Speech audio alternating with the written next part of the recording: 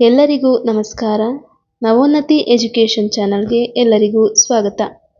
ಇವತ್ತಿನ ಈ ಸೆಷನ್ನಲ್ಲಿ VAO, PSTR, GPSTR ಮತ್ತು HSTRಗೆ ಉಪಯುಕ್ತವಾಗುವಂತೆ ಕಂಪ್ಯೂಟರ್ ಜ್ಞಾನಕ್ಕೆ ಸಂಬಂಧಿಸಿದಂಥ ಪ್ರಶ್ನೋತ್ತರಗಳನ್ನು ನೋಡ್ತಾ ಹೋಗೋಣ. ಇದು ಭಾಗ 3 ಆಗಿರುತ್ತೆ. ಇನ್ನುಳಿದ 2 ತರಗತಿಗಳನ್ನು ನೀವು ನನ್ನ ಚಾನಲ್ನಲ್ಲಿ ಹೋಗಿ ನೋಡಬಹುದಾಗಿದೆ. ಇನ್ನು ಈ ಒಂದು ಸೆಷನ್ನಲ್ಲಿ 31ನೇ ಪ್ರಶ್ನೆಯಿಂದ 45ನೇ ಪ್ರಶ್ನೆಗಳವರೆಗೆ ವಿಶ್ಲೇಷಣೆಯನ್ನು ನೋಡ್ತಾ ಹೋಗೋಣ. ಈ ಹಿಂದಿನ ಸೆಷನ್ನಲ್ಲಿ ನಾವು 2 ಭಾಗಗಳಾಗಿ ನೋಡಿದ್ದೀವಿ. ಅಲ್ಲೂ ಕೂಡ 15 ಪ್ರಶ್ನೋತ್ತರಗಳನ್ನು ನೋಡಿದ್ವಿ. ಒಟ್ಟಾರೆ ಇದು 60 ಪ್ರಶ್ನೋತ್ತರಗಳ ಸರಣಿ ಆಗಿರೋದ್ರಿಂದ ಇವತ್ತಿನ ಸೆಷನ್ನಲ್ಲಿ 31ನೇ ಪ್ರಶ್ನೆಯಿಂದ 45ನೇ ಪ್ರಶ್ನೆಗಳವರೆಗೆ ನೋಡ್ತಾ ಹೋಗೋಣ. ಓಕೆನಾ? ಇನ್ನು ಮೊದಲನೇ ಪ್ರಶ್ನೆಯನ್ನು ನೋಡೋಣ. ಮೊದಲನೇ ಪ್ರಶ್ನೆ, ಇಲ್ಲಿ ಈ ಒಂದು ಸೆಷನ್ನು ಕಂಟಿನ್ಯೂ ಸೆಷನ್ ಆಗಿರೋದ್ರಿಂದ ಇಲ್ಲಿ ನಾನು 31ನೇ ಪ್ರಶ್ನೆ ಅಂತ ಹೇಳಿ ನಂಬರನ್ನು ಕೊಟ್ಟಿರ್ತೇನೆ. ಇನ್ನು 31ನೇ ಪ್ರಶ್ನೆ, ಕೆಳಗಿನವುಗಳಲ್ಲಿ ಅಪ್ಲಿಕೇಶನ್ ಸಾಫ್ಟ್ವೇರ್ ಯಾವುದು? ಆಯ್ಕೆಗಳು ಹೀಗಿವೆ: Windows, Linux, MS PowerPoint ಮತ್ತು ಆಂಡ್ರಾಯ್ಡ್. ಇಲ್ಲಿ ಕೇಳಿರುವಂಥದ್ದು ಅಪ್ಲಿಕೇಶನ್ ಸಾಫ್ಟ್ವೇರ್ಗೆ ಸಂಬಂಧಪಟ್ಟಂತಹ ಒಂದು ಪ್ರಶ್ನೆ ಆಗಿದೆ. ಇಲ್ಲಿ 2 ರೀತಿಯಾದ ಸಾಫ್ಟ್ವೇರ್ಗಳನ್ನು ನೋಡ್ತೀವಿ ಕಂಪ್ಯೂಟರಲ್ಲಿ. ಒಂದು ಸಿಸ್ಟಮ್ ಸಾಫ್ಟ್ವೇರು, ಇನ್ನೊಂದು ಅಪ್ಲಿಕೇಶನ್ ಸಾಫ್ಟ್ವೇರು. ಈ ಅಪ್ಲಿಕೇಶನ್ ಸಾಫ್ಟ್ವೇರ್ಗಳನ್ನ ನಾವು ಆ್ಯಪ್ಸ್ ಅಂತ ಕೂಡ ಕರಿತಾ ಹೋಗ್ತೀವಿ. ಓಕೆನಾ? ಹಾಗಾದರೆ ಇಲ್ಲಿ ಈ ಒಂದು ಪ್ರಶ್ನೆಗೆ ಸರಿಯಾದಂತಹ ಉತ್ತರ ಯಾವುದು ಅಂತ ನೋಡ್ತಾ ಹೋದರೆ ಅದು option C, MS power point ಆಗಿರುತ್ತೆ. ಇನ್ನು ವಿವರಣೆಯನ್ನು ನೋಡೋದಾದರೆ, ಅಪ್ಲಿಕೇಶನ್ ಸಾಫ್ಟ್ವೇರನ್ನು ನಿರ್ದಿಷ್ಟ ಕೆಲಸಗಳಿಗಾಗಿ ಬಳಸಲಾಗುತ್ತದೆ. ಉದಾಹರಣೆಗೆ MS word, MS excel, MS PowerPoint ಮತ್ತು ಫೋಟೋಶಾಪ್ ಇವೆಲ್ಲವೂ ಕೂಡ ಏನಾಗಿರುತ್ತೆ? ಅಪ್ಲಿಕೇಶನ್ ಸಾಫ್ಟ್ವೇರ್ಗಳಾಗಿರುತ್ತೆ ಅಥವಾ ಆ್ಯಪ್ಸ್ ಅಂತ ಕೂಡ ಇವನ್ನ ಕರಿತಾ ಹೋಗ್ತೀವಿ. ಓಕೆನಾ? ಇವು ಅನ್ವಯಿಕ ತಂತ್ರಾಂಶಗಳು ಅಥವಾ ಅಪ್ಲಿಕೇಶನ್ ಸಾಫ್ಟ್ವೇರ್ಗಳು ಆಗಿರುತ್ತೆ. ಇನ್ನು ಮುಂದಿನ ಪ್ರಶ್ನೆಯನ್ನು ನೋಡೋದಾದರೆ 32ನೇ ಪ್ರಶ್ನೆ, ಫೈರ್ವಾಲ್ನ ಮುಖ್ಯ ಉದ್ದೇಶ ಯಾವುದು? ಆಯ್ಕೆಗಳು ಹೀಗಿವೆ: ಡಾಕ್ಯುಮೆಂಟ್ ಮುದ್ರಿಸುವುದು, ನೆಟ್ವರ್ಕ್ ಭದ್ರತೆ ಒದಗಿಸುವುದು, ವಿಡಿಯೋ ಸಂಪಾದಿಸುವುದು ಮತ್ತು ಚಿತ್ರ ಬಿಡಿಸುವುದು. ಈ ಒಂದು ಪ್ರಶ್ನೆಯ ಸರಿಯಾದ ಉತ್ತರ ಅಂತ ನೋಡೋದಾದರೆ ಆಯ್ಕೆ ಬಿ, ನೆಟ್ವರ್ಕ್ ಭದ್ರತೆ ಒದಗಿಸುವುದು. ವಿವರಣೆಯನ್ನು ನೋಡೋಣ.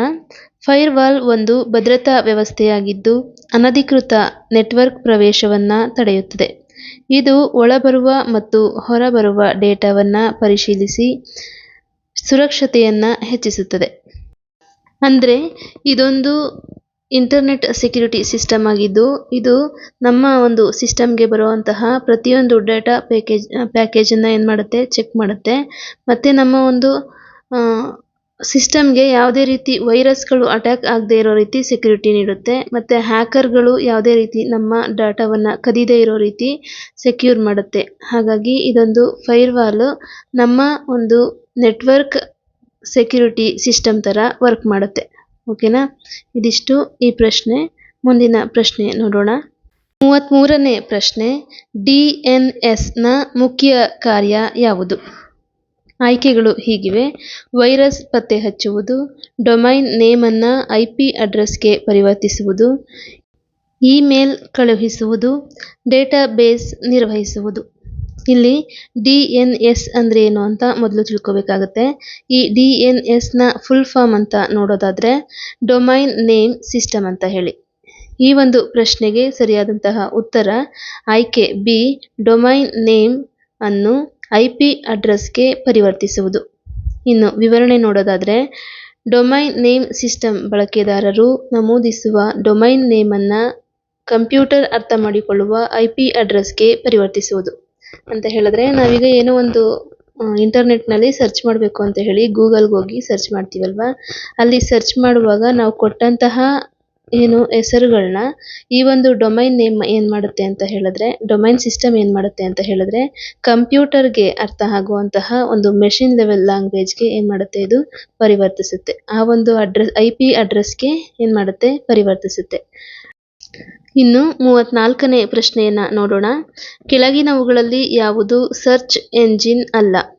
ಆಯ್ಕೆಗಳು ಹೀಗಿವೆ: Google, Bing, Mozilla Firefox, duck duck ಗೋ.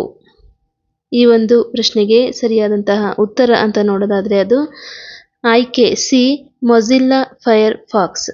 ವಿವರಣೆಯನ್ನು ನೋಡೋಣ. ಮೊಜಿಲ್ಲಾ ಫೈರ್ಫಾಕ್ಸ್ ಒಂದು ವೆಬ್ ಬ್ರೌಸರ್ ಆಗಿದೆ.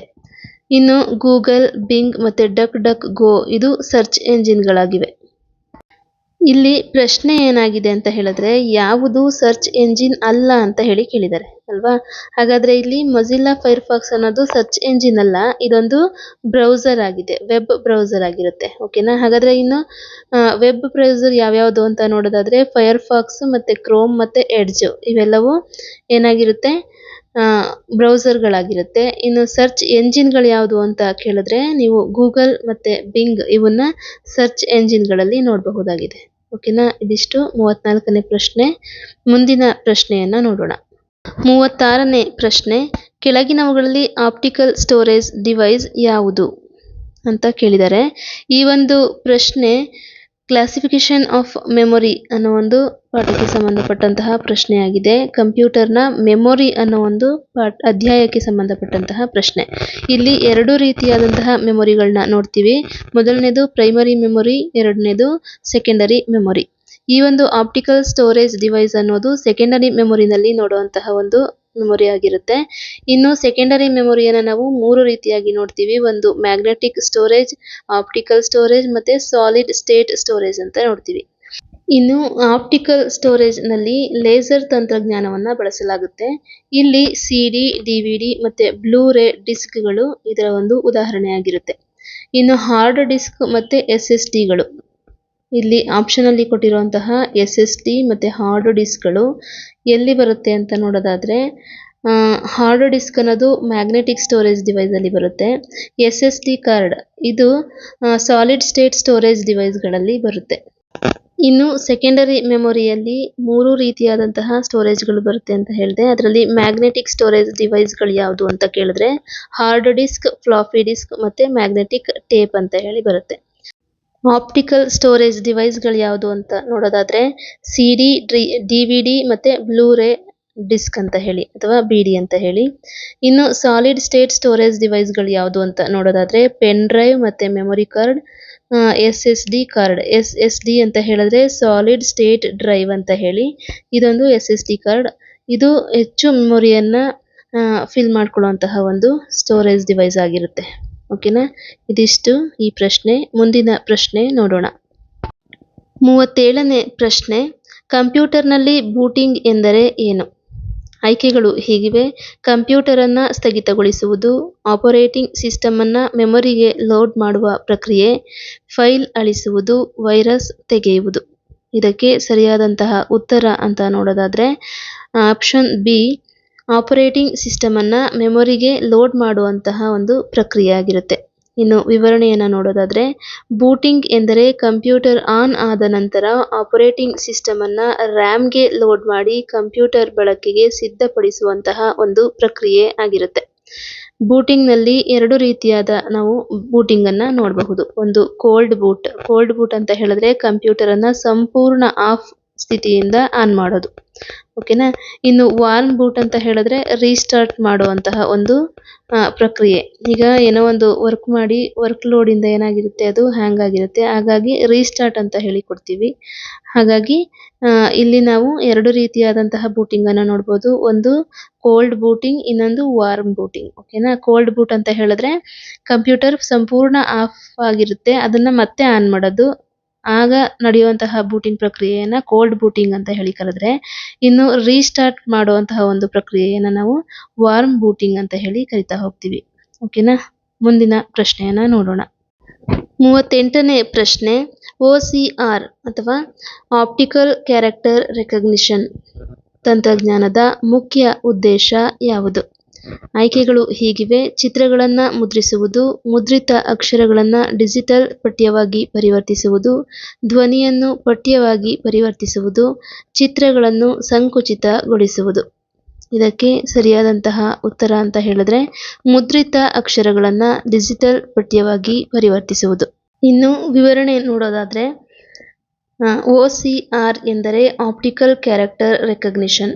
ಇದು ಮುದ್ರಿತ ಕೈಬರಹದ ಅಥವಾ ಸ್ಕ್ಯಾನ್ ಮಾಡಿದ ಪಠ್ಯದ ಚಿತ್ರಗಳನ್ನು ಕಂಪ್ಯೂಟರ್ ಓದಬಲ್ಲ ಮತ್ತು ಸಂಪಾದಿಸಬಹುದಾದ ಡಿಜಿಟಲ್ ಪಠ್ಯವಾಗಿ ಬದಲಾಯಿಸುವ ಒಂದು ತಂತ್ರಜ್ಞಾನವಾಗಿದೆ. ಓಕೆನಾ. ಇಲ್ಲಿ ಆಪ್ಟಿಕಲ್ ಕ್ಯಾರೆಕ್ಟರ್ ರೀಡರ್ ಅಂತ ಕೂಡ ಕರೀತಾರೆ ಅಥವಾ ರೆಕಗ್ನಿಷನ್ ಅಂತ ಕೂಡ ಹೇಳಬಹುದು. ಇದು ಒಂದು ಮುದ್ರಿತ ಪಠ್ಯವನ್ನ ಏನ್ ಮಾಡುತ್ತೆ, ಕಂಪ್ಯೂಟರ್ನ ಭಾಷೆಗೆ ಬದಲಾವಣೆ ಮಾಡುತ್ತೆ. ಇದು ಇಮೇಜ್ ಅನ್ನ ಟೆಕ್ಸ್ಟ್ ರೂಪದಲ್ಲಿ ಕೂಡ ಬದಲಿಸಬಹುದು. ಇನ್ನು ನಾನು ನನ್ನ ಒಂದು ಹಳೆಯ ತರಗತಿಗಳಲ್ಲಿ MICR, OMR ಮತ್ತು OCR ಮತ್ತು ಬಾರ್ ಕೋಡ್ಗಳ ಬಗ್ಗೆ ಸಂಪೂರ್ಣ ವಿವರಣೆಯನ್ನು ನೀಡಿರ್ತೀನಿ. ಆ ಒಂದು ವಿಡಿಯೋನ ನೋಡಿದಾಗ ನೀವು ಈ OCR ಬಗ್ಗೆ ಅಲ್ಲೂ ಕೂಡ ನೀವು ಇದರ ಬಗ್ಗೆ ವಿವರಣೆಯನ್ನು ಪಡ್ಕೋಬಹುದಾಗಿದೆ. ಓಕೆನಾ. ಇದಿಷ್ಟು. ಮುಂದಿನ ಪ್ರಶ್ನೆಯನ್ನು ನೋಡೋಣ. 39ನೇ ಪ್ರಶ್ನೆ, ಕೆಳಗಿನವುಗಳಲ್ಲಿ ಯಾವುದು ಸೈಬರ್ ಕ್ರೈಮ್ಗೆ ಉದಾಹರಣೆಯಾಗಿದೆ? ಇದೊಂದು ಸೈಬರ್ ಕ್ರೈಮ್ಗೆ ಸಂಬಂಧಪಟ್ಟಂತಹ ಪ್ರಶ್ನೆಯಾಗಿದೆ. ಆಯ್ಕೆಗಳು ಹೀಗಿವೆ: ಇಮೇಲ್ ಕಳುಹಿಸುವುದು, MS ವರ್ಡ್ನಲ್ಲಿ ಟೈಪಿಂಗ್ ಮಾಡುವುದು, ಆನ್ಲೈನ್ ಬ್ಯಾಂಕ್ ಖಾತೆಯ ಮಾಹಿತಿಯನ್ನು ಕಳವು ಮಾಡುವುದು, PDF ಓದುವುದು. ಈ ಒಂದು ಪ್ರಶ್ನೆಗೆ ಸರಿಯಾದಂತಹ ಉತ್ತರ ಅಂತ ನೋಡೋದಾದ್ರೆ ಆಯ್ಕೆ ಸಿ, ಆನ್ಲೈನ್ ಬ್ಯಾಂಕ್ ಖಾತೆಯ ಮಾಹಿತಿಯನ್ನ ಕಳವು ಮಾಡುವುದು. ಓಕೆನಾ. ಈ ಒಂದು ಕ್ರೈಮ್ಗಳು ಇತ್ತೀಚೆಗೆ ಹೆಚ್ಚಾಗ್ತಾ ಇದೆ, ಹಾಗಾಗಿ ಇದನ್ನ ತಿಳ್ಕೊಳ್ಳೋದು ತುಂಬಾ ಮುಖ್ಯ ಆಗಿರುತ್ತೆ. ಇನ್ನು ವಿವರಣೆಯನ್ನು ನೋಡೋದಾದ್ರೆ, ಸೈಬರ್ ಕ್ರೈಮ್ ಎಂದರೆ ಕಂಪ್ಯೂಟರ್ ಅಥವಾ ಇಂಟರ್ನೆಟ್ ಬಳಸಿ ನಡೆಸುವ ಕಾನೂನು ಬಾಹಿರ ಚಟುವಟಿಕೆಗಳು. ಎಕ್ಸಾಂಪಲ್ ಅಂತ ನೋಡೋದಾದ್ರೆ phishing, hacking, identity theft, online banking fraud, ransomware attack ಮುಂತಾದವುಗಳು ಸೈಬರ್ ಕ್ರೈಮ್ಗಳಾಗಿವೆ. ಅಂದರೆ ಸೈಬರ್ ಕ್ರೈಮ್ಗಳು ತುಂಬಾನೇ ಇದೆ. ಅದರಲ್ಲಿ ನಮ್ಮ ಒಂದು ಬ್ಯಾಂಕ್ ಖಾತೆಯಿಂದ ಹಣವನ್ನು ಕದಿಯೋದು ನಕಲಿ ಲಿಂಕ್ಗಳ ಮೂಲಕ. ಅಂದರೆ ಈಗ ನಮಗೆ SMS ಬರ್ತಾ ಇರುತ್ತೆ ಅಲ್ವಾ, ಅವೆಲ್ಲನೂ ಹ್ಯಾಕರ್ಗಳು ಏನು ಮಾಡ್ತಾರೆ, ಕದ್ದು ಆ ಒಂದು ಲಿಂಕ್ಗಳ ಮೂಲಕ ನಮ್ಮ ಬ್ಯಾಂಕ್ ಖಾತೆಯಲ್ಲಿರುವಂತಹ ಹಣವನ್ನು ದೋಚೋದಿರ್ಬೋದು, ಅಥವಾ ನಮ್ಮ ವೈಯಕ್ತಿಕ ಮಾಹಿತಿಯನ್ನು ಕದ್ದು ನಕಲಿ ಖಾತೆಯನ್ನು ಸೃಷ್ಟಿಸ್ಬೋದು. ನಮ್ಮ ಅಕೌಂಟನ್ನು ಏನು ಮಾಡ್ಬೋದು, ಡೂಪ್ಲಿಕೇಟ್ ಮಾಡ್ಬೋದು. ಅಥವಾ ನಮ್ಮ ಒಂದು ಸಾಮಾಜಿಕ ತಾಣಗಳಲ್ಲಿ ನಮಗೆ ಮಾನಸಿಕ ಹಿಂಸೆಯನ್ನು ನೀಡ್ಬೋದು. ಇವೆಲ್ಲವೂ ಕೂಡ ಸೈಬರ್ ಕ್ರೈಮ್ಗಳಾಗಿದೆ. ಇನ್ನು ಮೊಬೈಲ್ ಡಾಟಾಗಳನ್ನು ಲಾಕ್ ಮಾಡಿ ಹಣಕ್ಕೆ ಬೇಡಿಕೆ ನೀಡೋದು, ಇವೆಲ್ಲವೂ ಸೈಬರ್ ಕ್ರೈಮ್ಗಳಾಗಿವೆ. ಮುಂದಿನ ಪ್ರಶ್ನೆಯನ್ನು ನೋಡೋಣ. 40ನೇ ಪ್ರಶ್ನೆ, PDFನ ಪೂರ್ಣ ರೂಪ ಯಾವುದು? PDF ಬಗ್ಗೆ ನಿಮ್ಗೆ ಆಲ್ರೆಡಿ ಗೊತ್ತಿರುತ್ತೆ. ಇದೊಂದು ಪ್ರಶ್ನೆ ಇರಲಿ ಅಂತ ಇಲ್ಲಿ ಹಾಕೊಂಡಿದ್ದೀನಿ. ನೋಡೋಣ. ಆಯ್ಕೆಗಳು ಹೀಗಿವೆ: portable document format, personal document file, public data format, program document format. ಇವು ಆಯ್ಕೆಗಳಾಗಿವೆ. ಈ ಆಯ್ಕೆಗಳಲ್ಲಿ PDFನ ಪೂರ್ಣ ರೂಪದ ಸರಿಯಾದ ಉತ್ತರ ಯಾವುದು ಅಂತ ಹೇಳಿದ್ರೆ ಎ, ಪೋರ್ಟಬಲ್ ಡಾಕ್ಯುಮೆಂಟ್ ಫಾರ್ಮ್ಯಾಟ್ ಅನ್ನೋದು ಸರಿಯಾದ ಉತ್ತರ ಆಗಿರುತ್ತೆ. ಇನ್ನು ವಿವರಣೆಯನ್ನು ನೋಡೋಣ. PDF ಪೋರ್ಟಬಲ್ ಡಾಕ್ಯುಮೆಂಟ್ ಫಾರ್ಮ್ಯಾಟ್ ಕಡತದ ವಿನ್ಯಾಸ ಯಾವುದೇ ಸಾಧನದಲ್ಲಿಯೂ ಒಂದೇ ರೀತಿಯಾಗಿ ಕಾಣುವಂತೆ ಮಾಡುತ್ತದೆ. ಸರ್ಕಾರಿ ಅಧಿಸೂಚನೆಗಳು, ಪ್ರಶ್ನೆ ಪತ್ರಿಕೆಗಳು ಮತ್ತು ಪುಸ್ತಕಗಳು ಹೆಚ್ಚಾಗಿ PDF ರೂಪದಲ್ಲಿ ಇರುತ್ತವೆ. ಈ PDF ಬಗ್ಗೆ ನಿಮ್ಗೆ ಆಲ್ರೆಡಿ ಗೊತ್ತಿರುತ್ತೆ, ಹಾಗಾಗಿ ಹೆಚ್ಚೇನು ಹೇಳೋಕೆ ಹೋಗೋದಿಲ್ಲ. ಇನ್ನು ಮುಂದಿನ ಪ್ರಶ್ನೆಗೆ ಹೋಗೋಣ. ಮುಂದಿನ ಪ್ರಶ್ನೆ 41ನೇ ಪ್ರಶ್ನೆ, ಕಂಪ್ಯೂಟರ್ ಅನ್ನು ವೈರಸ್ನಿಂದ ರಕ್ಷಿಸುವ ಸಾಫ್ಟ್ವೇರ್ ಯಾವುದು? ಆಯ್ಕೆಗಳು ಹೀಗಿವೆ: PowerPoint, MS Word, Paint, aunty virus.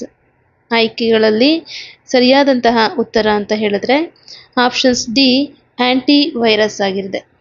ಇನ್ನು ವಿವರಣೆಯನ್ನು ನೋಡೋಣ. ಆಂಟಿ ವೈರಸ್ ತಂತ್ರಾಂಶವು ವೈರಸ್, ವಾರ್ಮ್, ಟ್ರೋಜನ್, ಸ್ಪೈವೇರ್ ಮುಂತಾದ ದುರುದ್ದೇಶಪೂರಿತ ಸಾಫ್ಟ್ವೇರ್ಗಳನ್ನು ಪತ್ತೆ ಹಚ್ಚಿ ತೆಗೆದುಹಾಕುತ್ತದೆ.